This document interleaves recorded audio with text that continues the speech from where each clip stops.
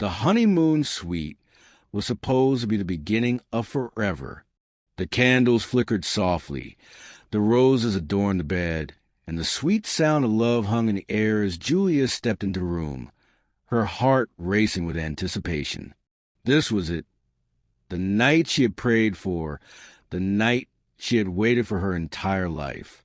But as she reached for her husband, the man she had vowed to love and cherish forever, something stopped her in her tracks. He pulled away, his eyes distant, his voice shaky. "Not now, Julia. I'm just tired." It was a small moment, a flicker of hesitation, but it felt like a crack in perfection of the night. When Julia finally touched him, reaching for what should have been the most intimate moment of their marriage, the truth hit her like a bolt of lightning. Her new husband, the preacher she thought she knew, was hiding something far darker than she could have ever imagined. The man she married was not the man she thought he was, and the life she had dreamed was about to shatter in front of her. What secret was he hiding, and how far would she go to uncover the truth? Julia Harper had always been a woman who believed in the power of love, faith, and devotion. Raised in a small, tight-knit community, she was the kind of person who saw the world through rose-colored glasses. From a young age, Julia had been taught the importance of faith, how it guided every decision, every relationship, every step in life. She believed in love the way the Bible described it: pure, unwavering, patient, and selfless. And for Julia, that love had always been linked to her dreams of one day meeting a man who would share those same values, a man who would lead her, guide her, and, most importantly, cherish her. When she met Reverend Thomas Mitchell, she felt like her prayers had been answered. A well-respected preacher with a kind, reassuring smile, Thomas had the air of someone who lived a life of deep devotion and service. He was the type of man who commanded respect when he spoke, whose words seemed to carry weight in every room. He was calm, thoughtful, and, to Julia, almost too perfect. He was everything she had ever wanted, a man who valued God above all else, who believed in honoring his commitments, and who had a strength of character that left her in awe. Julia admired him from the moment they met. Their connection felt undeniable, a bond forged in faith and shared ideals. They had built a relationship around trust, patience, and prayer. It was the kind of relationship Julia had always dreamed of. In her eyes, Thomas wasn't just a preacher. He was a man chosen by God for her, a partner to walk beside her in a life dedicated to faith. Their courtship had been gentle and gradual, with Thomas always careful to honor her boundaries. No matter how much she longed for his touch, he remained respectful, a perfect gentleman. For Julia, this restraint was evidence of his deep moral character. She had come to view his commitment to purity as a sign of his love for her, a love that would endure throughout their marriage. There was no rush, no impatience, just a quiet knowledge that they were building something lasting. Everything about their relationship had felt like a dream. Their engagement was a public celebration of their shared faith, an event that brought their families and their church communities together. And now, here they were, married just 24 hours ago, standing at the threshold of their new life together. The wedding had been everything Julia had ever hoped for, an elegant ceremony filled with music, joy, and love. The guests that surrounded them, their families and friends, all there to witness the sacred vows they exchanged. Julia had never seen Thomas so happy, so confident, as he held her hand during the ceremony. She couldn't help but feel like the luckiest woman alive, standing beside the man who had captured her heart so completely. They were perfect for each other, or so she thought. The honeymoon suite was supposed to be a culmination of everything they had worked toward. The room, a lavish sanctuary adorned with white linens and soft lighting, was meant to symbolize the beginning of their forever. They were supposed to spend the night celebrating, marking the start of their life as husband and wife. But as Julia stepped into the suite, she couldn't shake the feeling that something was off. The soft glow of the candles flickered gently, but the warmth she expected to feel was absent.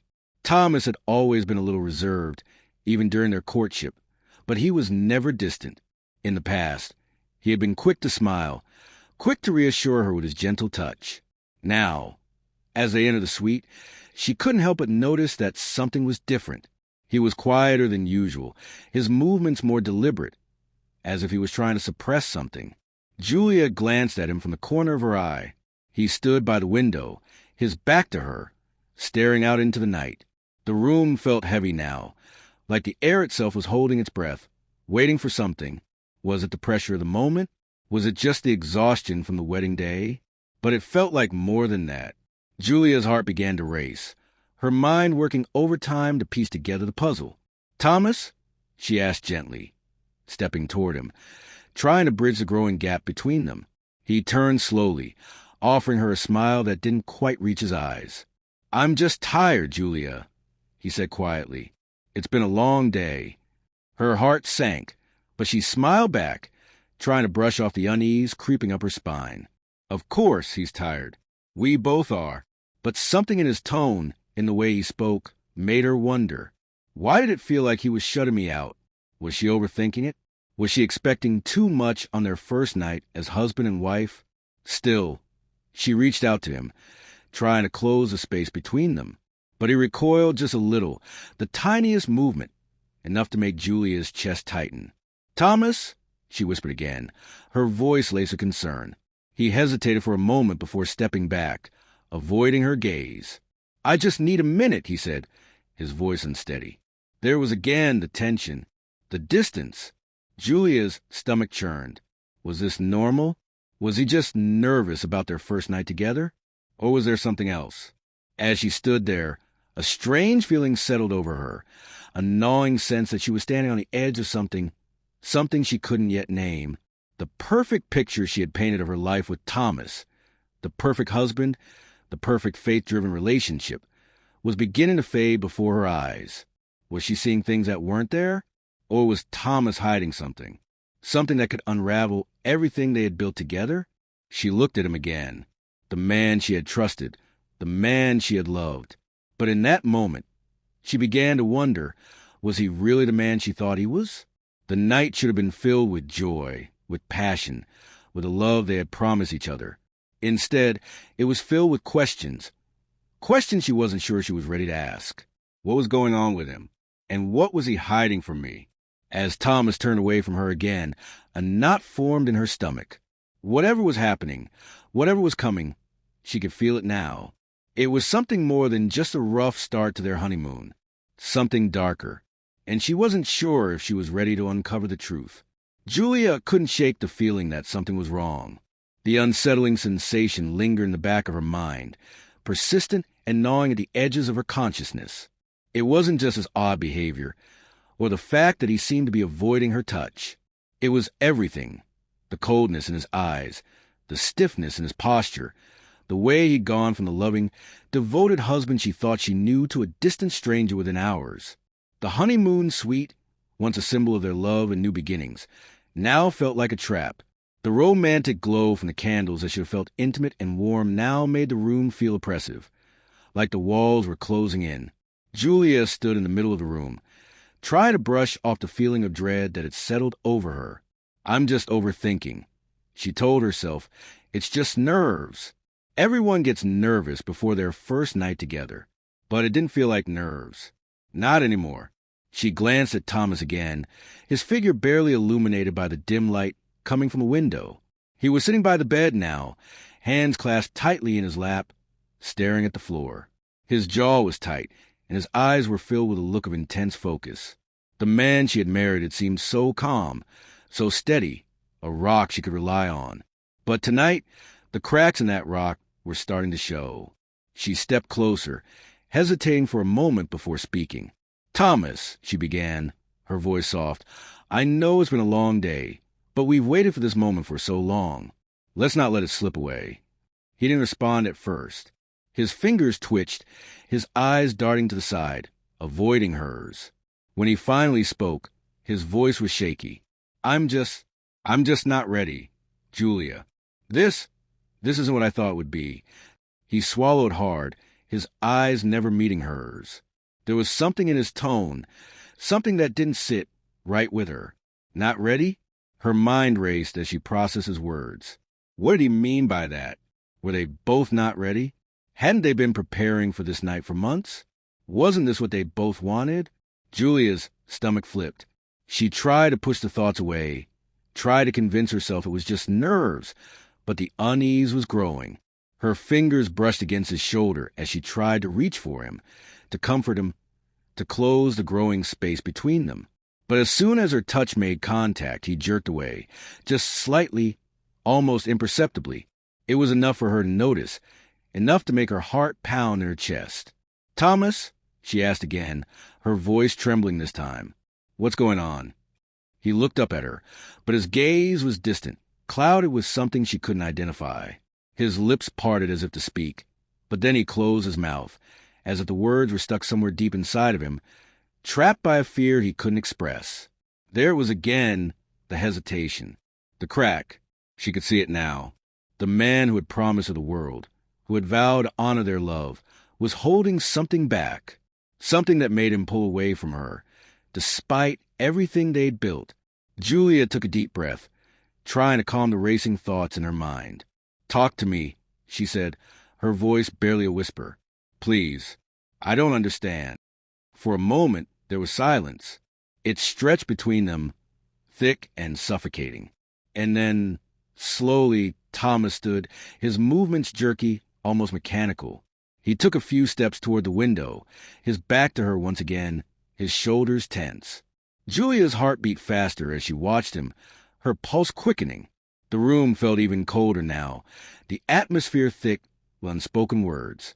I can't do this, Julia, Thomas muttered, his voice barely audible. His shoulders stiffened, and his hands clenched into fists by his sides. I'm not the man you think I am. I've never been the man you think I am. The words hit Julia like a punch to the gut. What did he mean? Not the man I think he is? The confusion in her mind began to swirl into panic. What was happening? What was he hiding? Why was he saying these things on their wedding night? The night they were supposed to start their life together. She took a tentative step toward him, her breath shallow as she reached out again.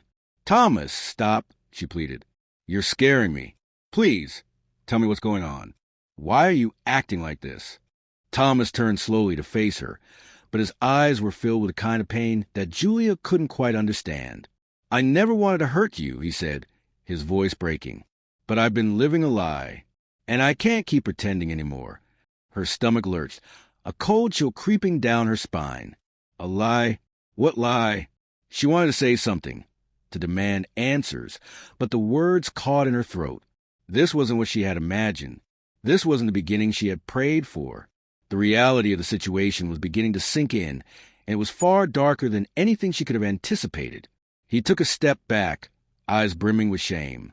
I didn't know how to tell you. I've kept it hidden for so long. But I can't lie to you anymore, Julia. Not after everything we've shared. I can't keep pretending to be someone I'm not. Her heart raced. The confusion, the fear, the uncertainty. It was all flooding her. What was he talking about?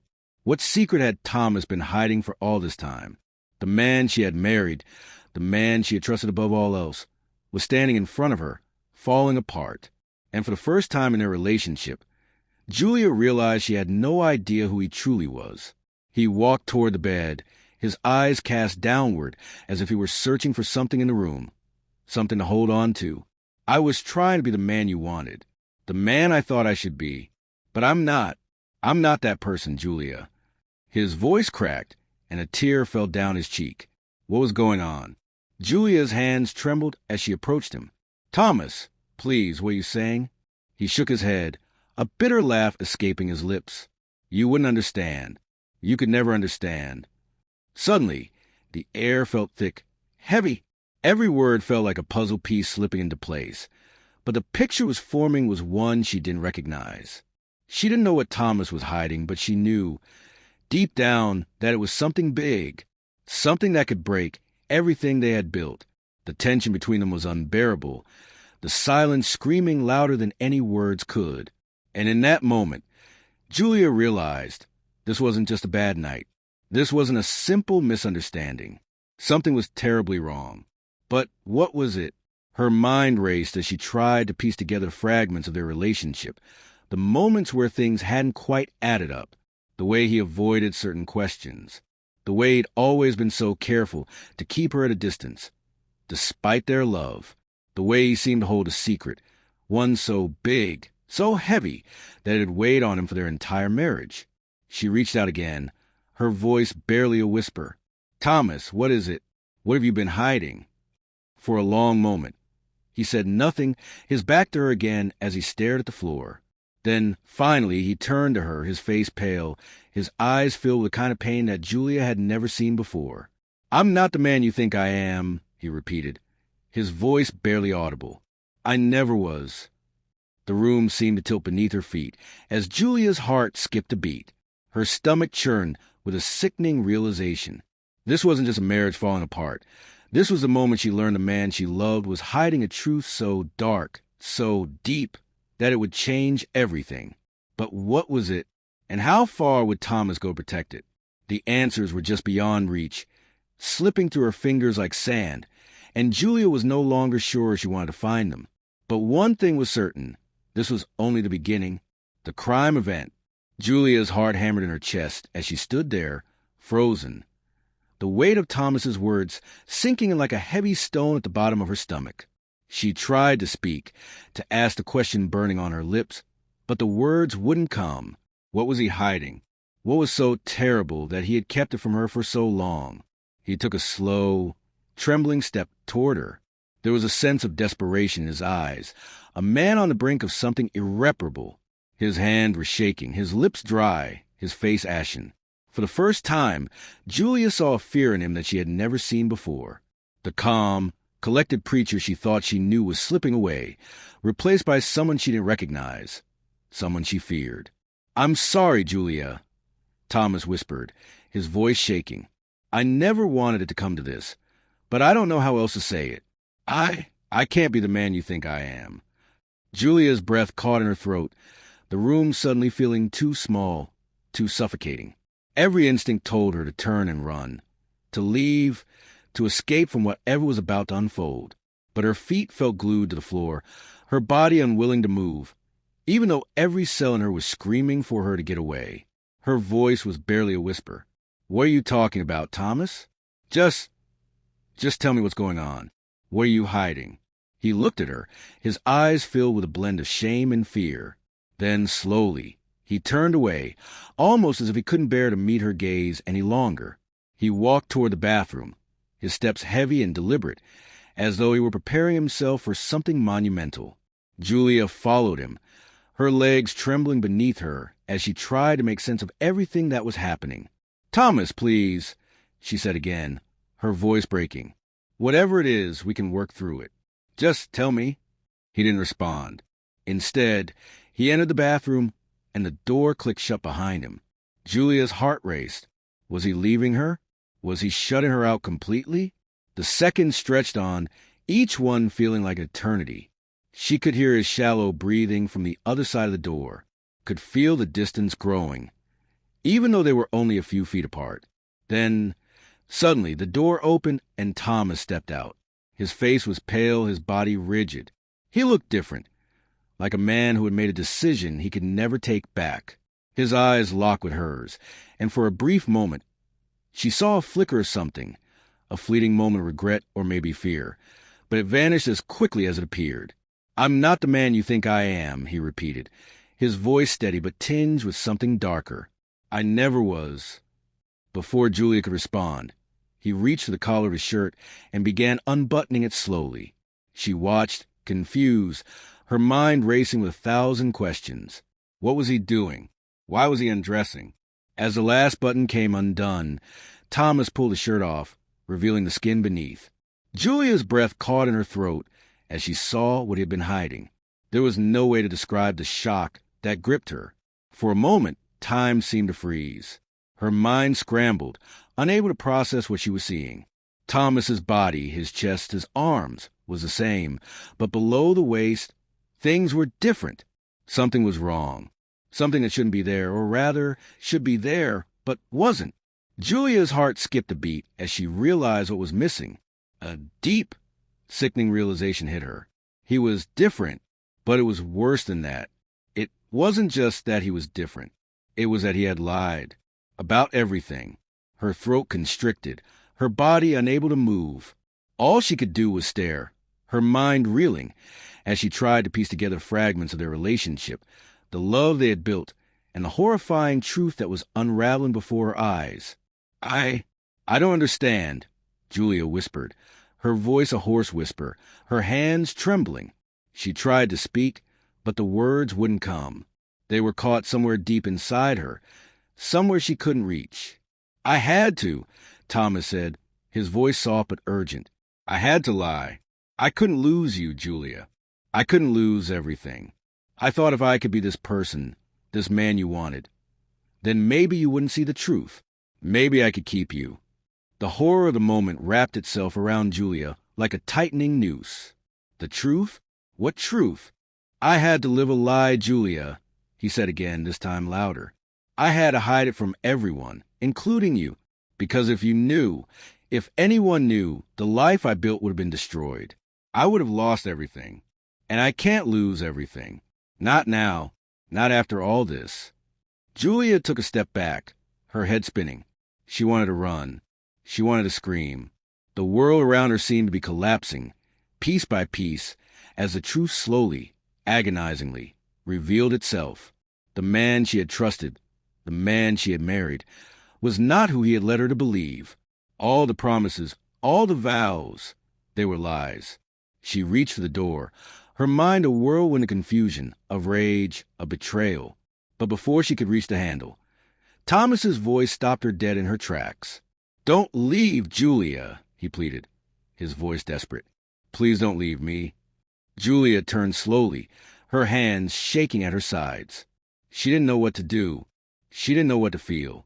Everything inside her screamed to get out, to leave this nightmare behind.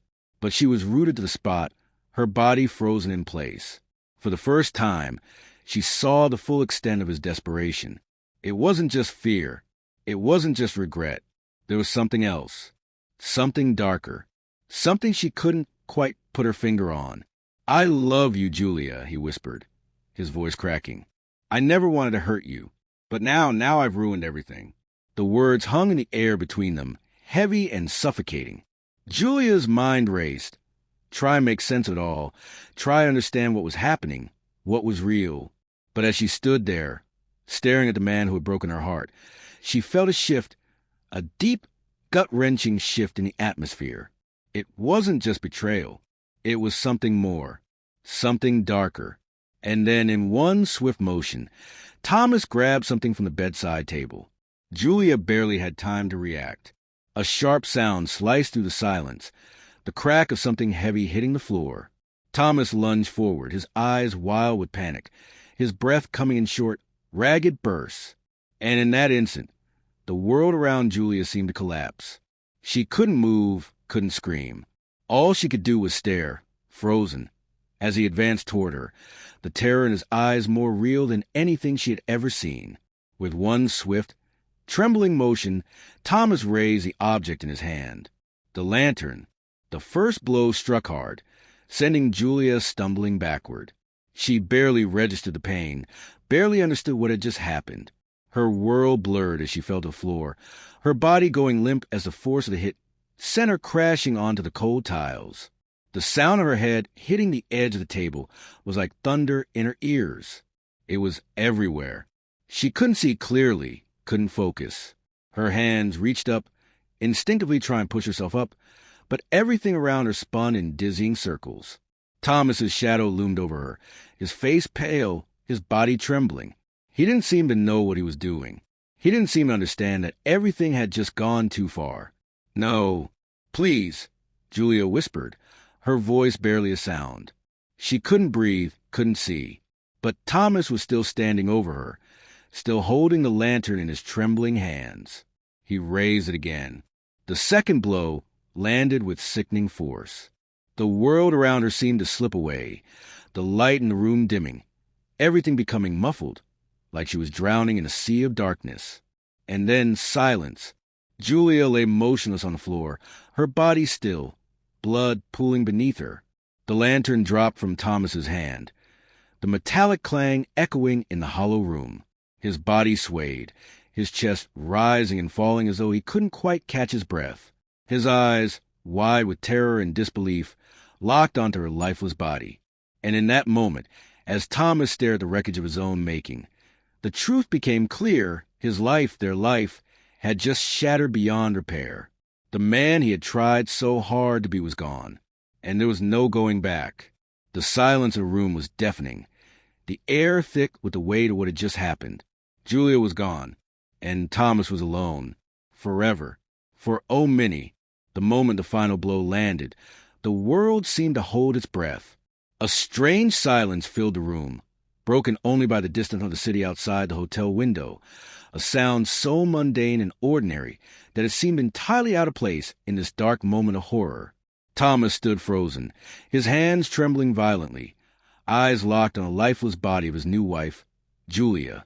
His heart pounded in his chest, the adrenaline of the act slowly giving way to a creeping, suffocating panic.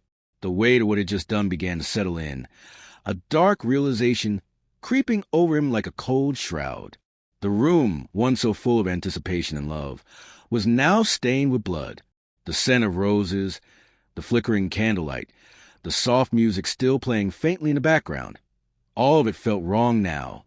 The world outside seemed oblivious to the destruction inside, but inside the suite, everything had shattered beyond repair. Thomas couldn't move. He couldn't breathe. He stared at Julia, her body lying motionless, blood pooling around her head, her face frozen in a final expression of shock and pain.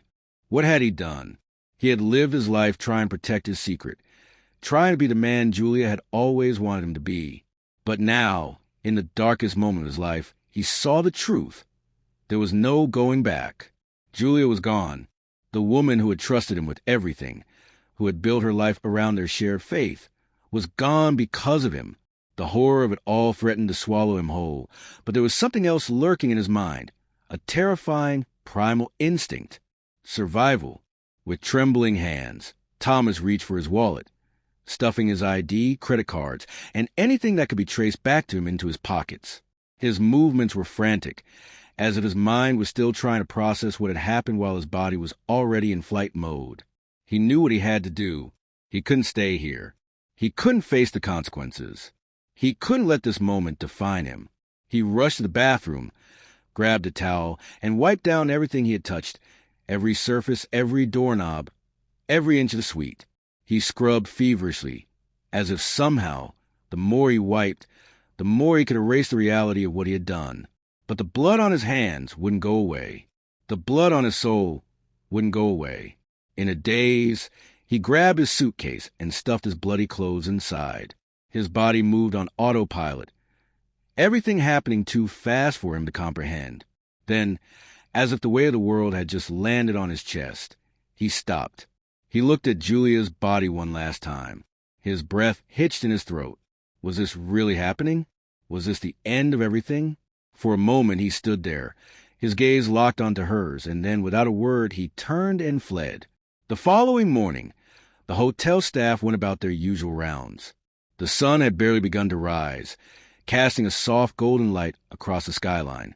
Housekeeping was already on the floor, preparing for the new guests that would be checking in. Maria Vasquez, a longtime housekeeper at the Grand Magnolia Hotel, was assigned to room 3417, the Honeymoon suite. She knocked lightly on the door, her usual greeting falling flat in the still silence that lingered behind the door. "Housekeeping," she called out, her voice gentle, but there was no answer. She hesitated for a moment, her instincts telling her something was off. She knocked again, this time a little louder, but still there was no response. Maria frowned, her hand hovering over the doorknob. The "Do Not Disturb" sign was still hanging on the door, but something didn't feel right. She pressed her ear to the door, listening for any sounds inside. Nothing. Her gut told her to call security, but she knew she had to check first. With a deep breath, Maria unlocked the door and pushed it open. The moment the door creaked, her eyes were immediately drawn to the floor. Her breath caught in her throat as she saw the blood. "Oh my God!" she gasped, stepping backward in shock. The sight before her was a nightmare.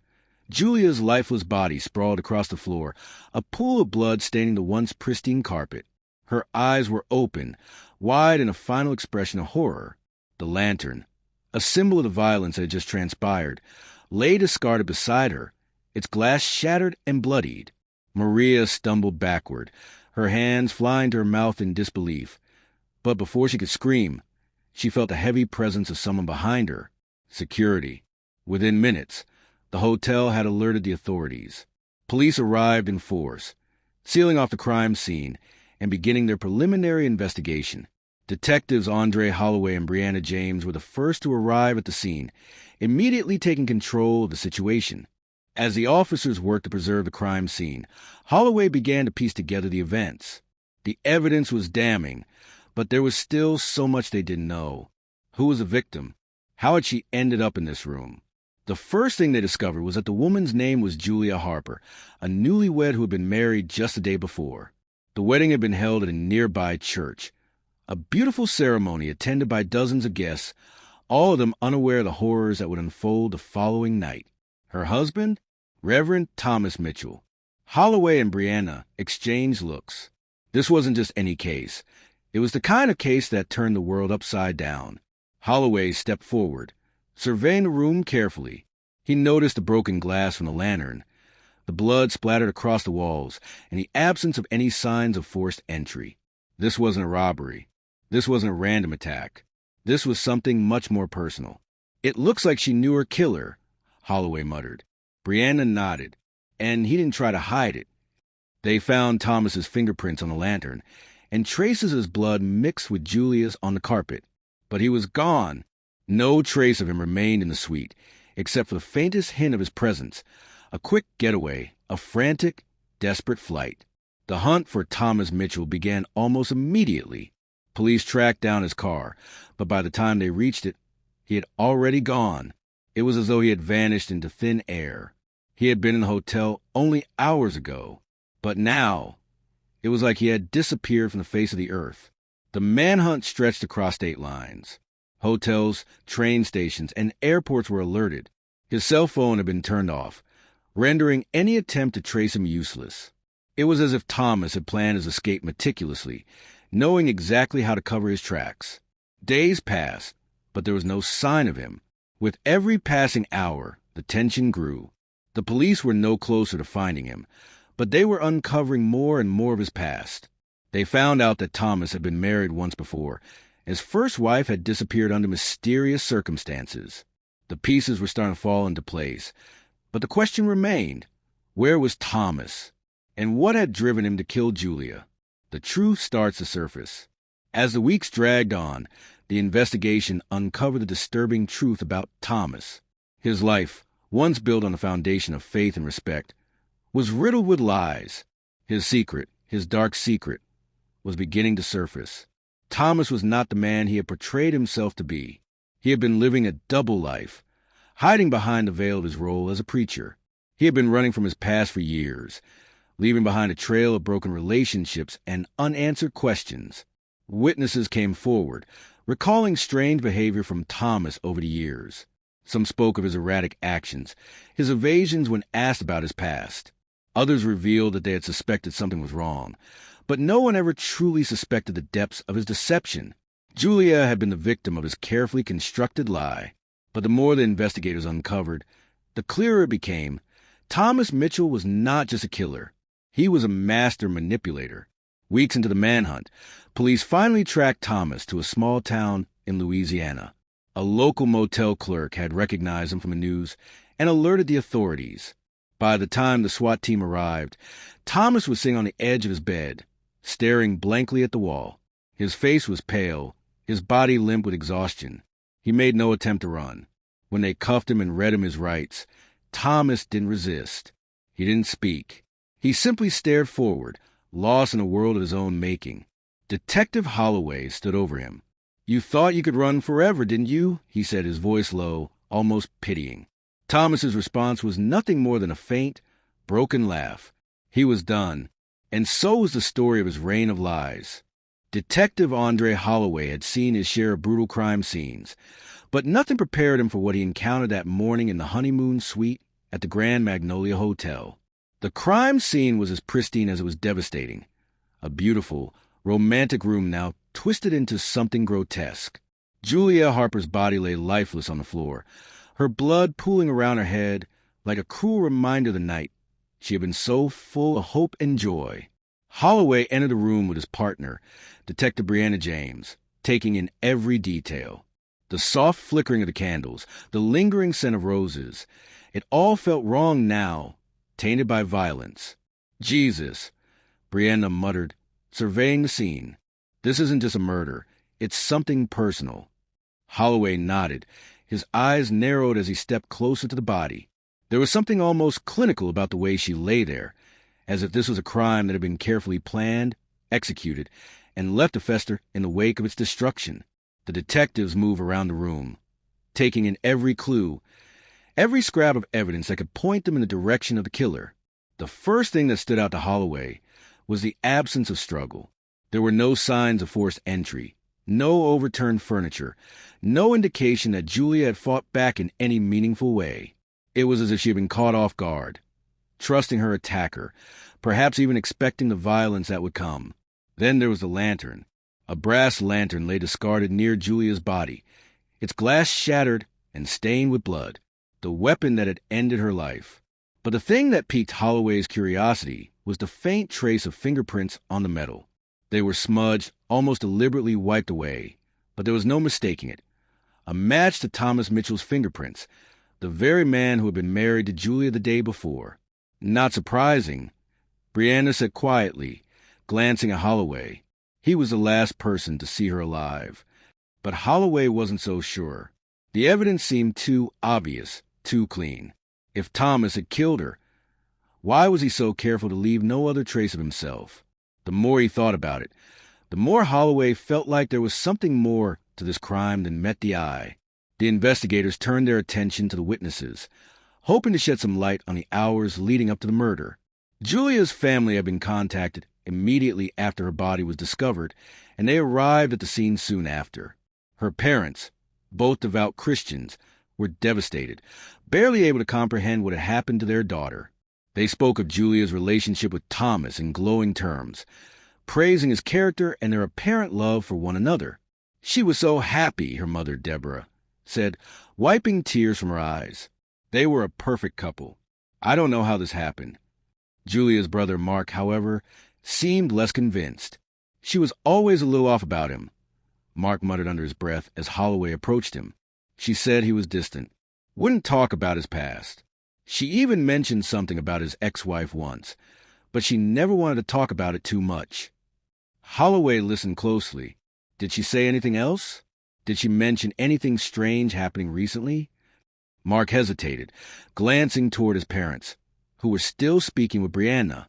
"I don't know, but there was something weird about him. He kept changing the subject when we tried to ask about his life before her, about his ex-wife, about his family. It was like he was hiding something." The information sent a chill down Holloway's spine. An ex-wife, a hidden past. Could there be more to Thomas Mitchell than just a preacher with a dark secret? With the name Thomas Mitchell now firmly planted in Holloway's mind, he turned his focus to investigating the man's past. What did they really know about him? Thomas Mitchell had been a respected preacher in their community, a pillar of the church with a reputation built on moral integrity. His public persona was impeccable, the kind of man everyone looked up to, warm, kind, and committed to his faith. But was that really the whole picture? Holloway dug deeper into Thomas's past, pulling public records, digging through old police files, and speaking to anyone who might have crossed paths with him. That's when things started to get murky. It turned out that Thomas had been married once before, an unexpected piece of information, considering how little he had ever spoken about it. His first wife, Amelia, had disappeared under mysterious circumstances several years ago. She was last seen leaving their home after a public argument, And then nothing. No body, no trace, no signs of foul play. But Amelia's family had always believed Thomas was involved. They'd tried to press charges, but there was never enough evidence to make a solid case. Thomas had been cleared of any wrongdoing, but the questions remained. Why had his first wife disappeared? Why had Thomas never talked about her? Was she still alive, or had something darker happened to her? The investigation into Thomas's past led Holloway to a chilling discovery. Thomas Mitchell had used several different identities over the years. There were discrepancies in his records, false addresses, and multiple social security numbers. It was as if he'd been running from something, trying to escape a past he couldn't outrun. One of his previous identities led them to a small, nondescript town in Alabama, where Thomas had lived under a different name. The town had known him as Elias Covington. He had moved there briefly, worked odd jobs, and disappeared just as quickly as he had arrived. Holloway knew the significance of that name. Elias Covington had been reported missing over a decade ago after a series of strange disappearances. No one had ever connected the dots. But now, with this new lead, Holloway could sense the pieces beginning to align. Elias Covington, Thomas Mitchell, had more than one dark secret. But what had driven him to kill Julia? And why now? The more Holloway looked into it, the more complicated the case became. The evidence against Thomas, his fingerprint on the lantern, his marriage to Julia, pointed to him as the obvious suspect. But there was one thing Holloway couldn't reconcile. Why kill Julia? Was it a crime of passion, a desperate outburst after Julia discovered his past? Or had there been something more, something deeper at play? Could he have been afraid of losing everything he had worked so hard to build? As the investigation continued, Holloway began to focus on the psychology of the crime. Thomas had been a preacher, a man who has used control and power. But beneath that facade, there was a man consumed by fear and shame, a man who had lived his entire life hiding from the truth. Could it be that Thomas killed Julia to protect himself, to protect a lie? Just as Holloway was beginning to feel the case was slipping through his fingers, he received an unexpected lead. A woman from Thomas's past had come forward. Samantha Powell, a former friend of Thomas's, had been keeping a secret. She'd known Thomas under his alias, Elias Covington, and had been the one to help him disappear when things got too hot. Samantha's information was invaluable. She told Holloway about a conversation she'd had with Thomas months before his marriage to Julia. He was terrified, she recalled, her voice trembling.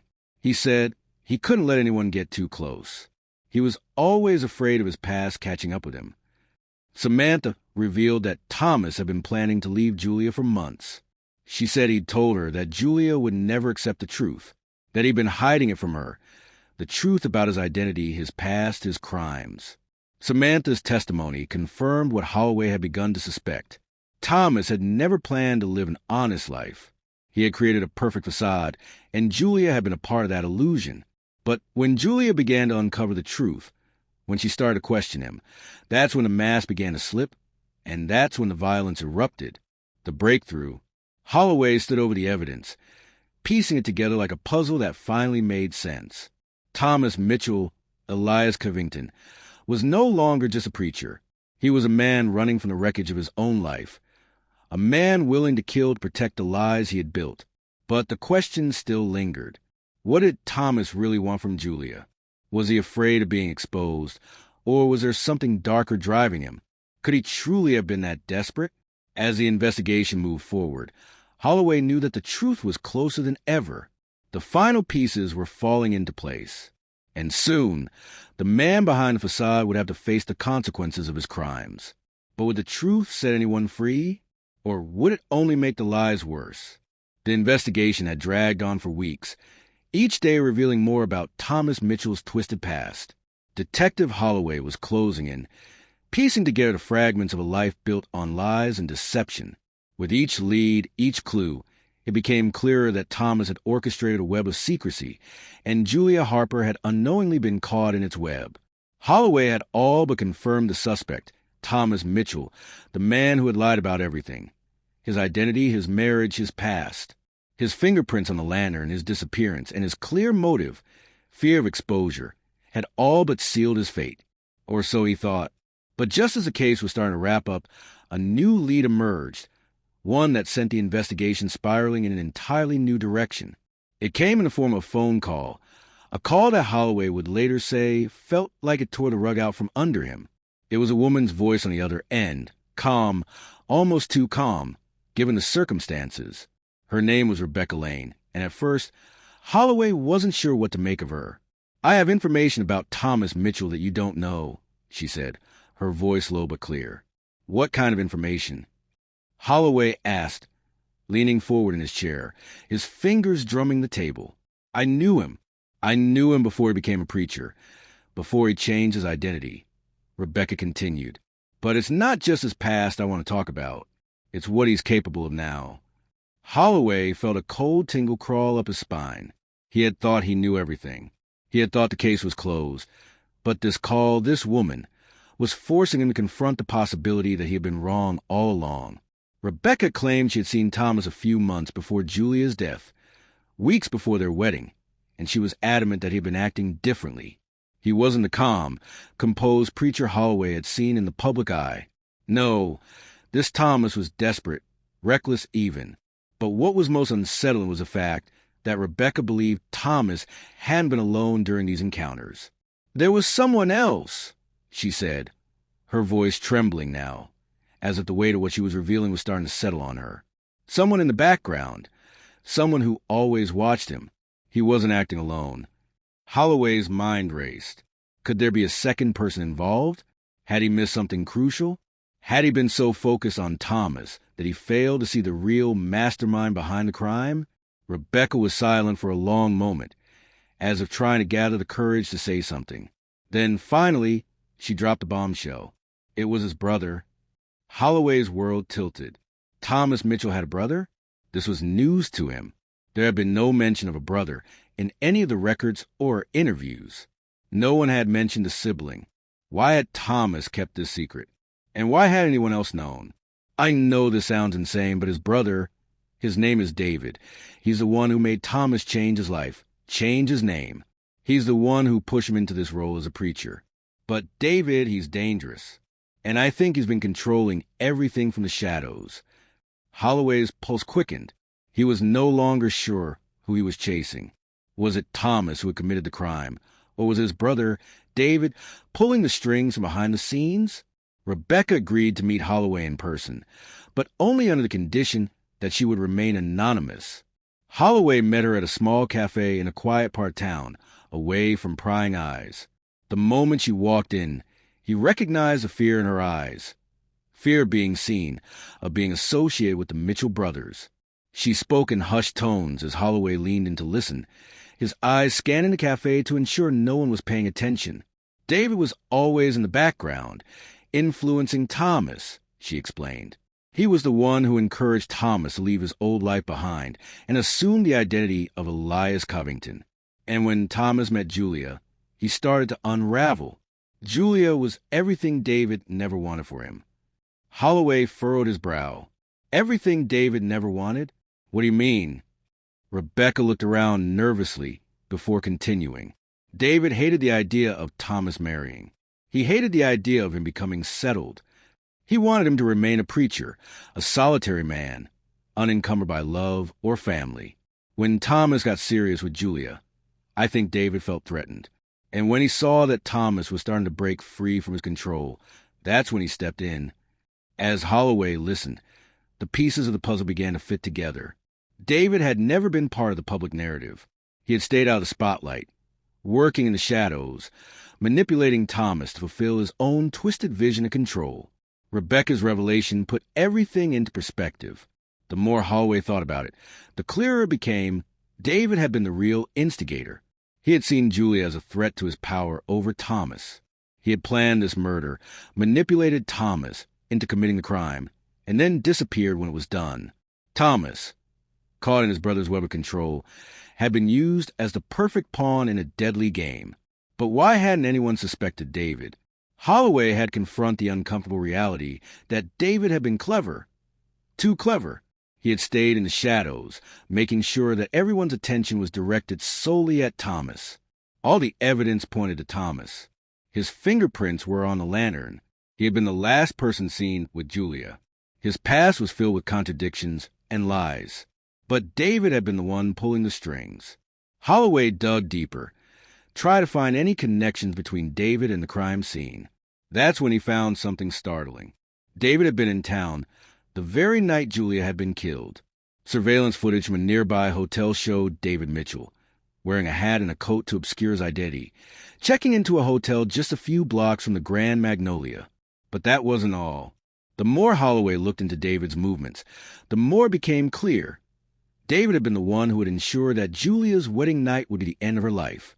Thomas hadn't acted alone. David had manipulated him, used him as a vessel for his rage. He knew exactly how to push Thomas to the breaking point.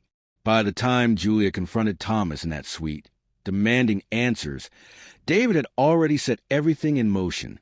The twist came when Holloway uncovered a final piece of damning evidence, a letter written by David himself, found hidden in Thomas's old residence. The letter was addressed to Thomas, and its contents were chilling.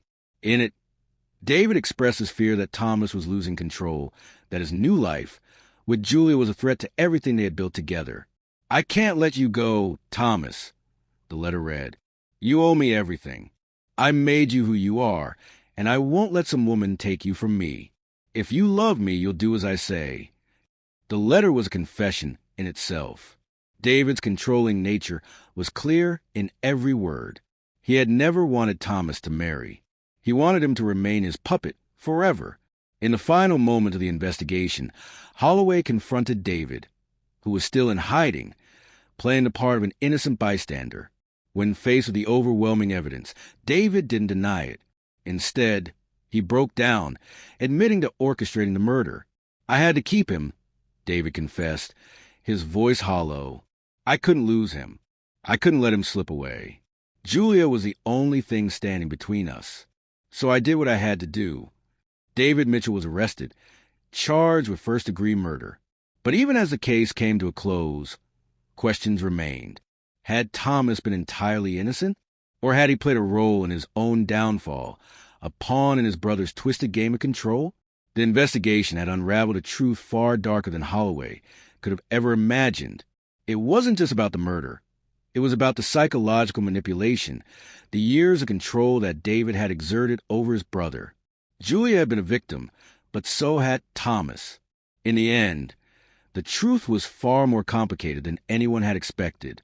Holloway knew one thing for sure. Sometimes, the most dangerous threats come from the shadows. And in this case, it wasn't just Thomas who had blood on his hands. The courtroom was packed. Every seat in the gallery was filled, the tension in the air palpable. Julia's family, devastated by the loss of their daughter, sat in the front row, their faces a mix of grief, anger, and disbelief. They had never imagined that the man they had once trusted, Thomas Mitchell, could be capable of such brutality. But as the trial progressed, the truth came out. Thomas wasn't alone in his crimes, and the mastermind behind it all was his brother, David Mitchell. As the judge entered the room, the hush that fell over the crowd was deafening. The trial had reached its final moments, and the jury was about to deliberate. But before that could happen, a bombshell confession would change everything. The defense had spent days trying to argue that Thomas was not fully culpable for his actions, that he was merely a pawn in his brother's game. But the overwhelming evidence made it difficult to deny Thomas's role in Julia's death.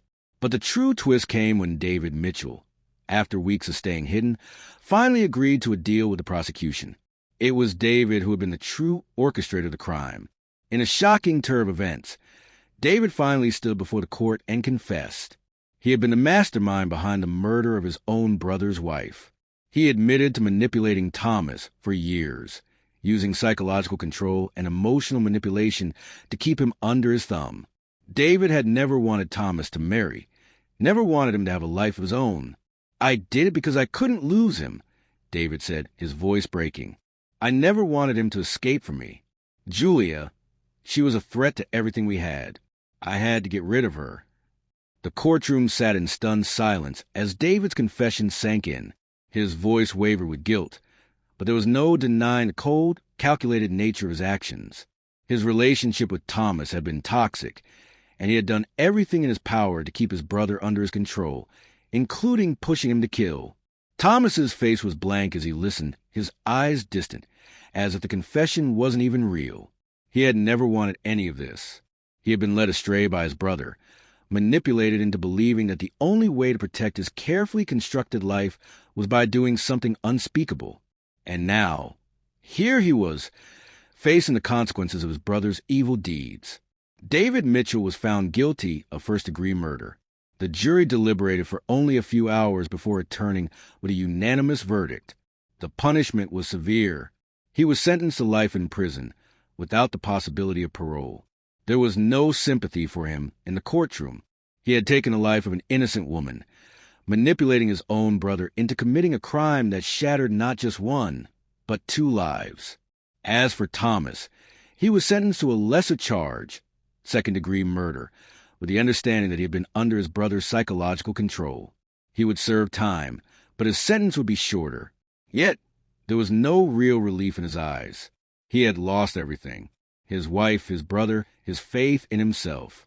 The man who had once stood tall at the pulpit, preaching to his congregation about morality and faith, now found himself living a life of regret, surrounded by the wreckage of his own decisions. Julia's family, her parents and brother, spoke at the sentencing, their words full of pain and sorrow. "Julia was our world," her father, Walter Harper, said, his voice trembling. She believed in love, in faith. She believed in people. And in the end, she was betrayed by the one person she trusted most. But we will continue to honor her memory, and we will not let this evil break us. Her brother, Mark, spoke next, his voice hard with anger but tempered by the grief of losing his sister. "No punishment will bring her back, but I hope they both rot in prison for what they did. Julia didn't deserve any of this. No one does." Their words left a mark in the courtroom, a reminder of the true cost of this crime. It wasn't just about Thomas or David. It was about the lives they destroyed, the innocence that was lost in the wake of their twisted actions. But as the trial ended and the courtrooms cleared, there were still lingering questions. What could have driven David to such madness? Was it truly a desire for control? Or was it something darker, a deeper, more twisted need to dominate his brother? What happened in their childhood to make David believe that he could manipulate Thomas into doing his bidding? And what about Thomas? Was he truly a victim, or did he have a part in his own downfall? Could he have resisted his brother's control? And what about the truth? The truth about love, loyalty, and betrayal. What does it mean when the people you trust most, the ones you marry, the ones you think will protect you, become the ones who shatter your world? These are the questions that will stay with the audience long after the case is closed, the trial is over, and the gavel comes down. If this story has moved you, if it's left you questioning what you thought you knew about love, betrayal, and the darkness that can hide behind even the most perfect facades, then don't leave without hitting that subscribe button. We dive deep into the darkest corners of true crime, unraveling the most complex, shocking stories you won't hear anywhere else. Every twist, every secret, every lie, exposed. Join us on this journey and hit the notification bell so you never miss an episode. The truth is often stranger than fiction, and we're here to uncover it one case at a time. And comment below what you think. Did Thomas deserve a lighter sentence, or was he equally responsible for murder? How do you think David's manipulation affected Thomas's decisions? We want to hear your thoughts. Don't just watch, be part of the conversation. Like, share, and subscribe, because the truth always finds its way out, one way or another.